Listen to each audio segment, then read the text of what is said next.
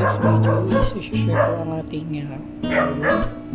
So first time lang din tayo mag-aquarium.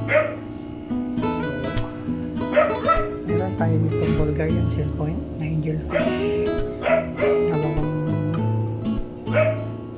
ping pong scale na goldfish, at dalawang red devil na angelfish. Tapos ko lang silang pakainin. Then yung aquas cake, isa ko lang gumawa niya. Meron tayong stricta, ambunya, balisneria, hydrilla, tsaka gapilas. Yung mga snails. Ang aerator na gamit ko nga pala is aquaspeed na air pump na dual. Kasi meron din dito tayo dito sa babang tank na 2.5 gallon, which is ang laman is mga mollies at mga RCS.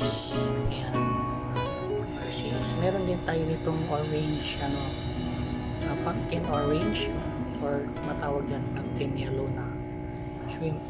Meron din tayo dito fire red na isa. So yan, yung tank setup ko.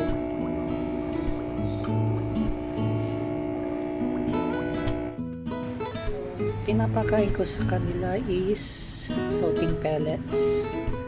Ito lang, mga ordinary foods lang naman ang pinapakain ko sa kanila, mga ka-aqua.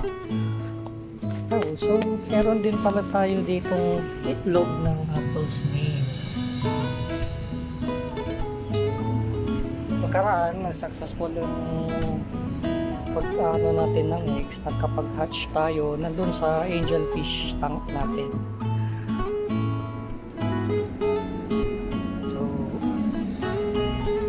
kung may suggestment kayo kung ano magandang ilagay dito sa pan, please comment on the comment section, and please subscribe, click the notification bell para magkaroon din tayo ng subscriber.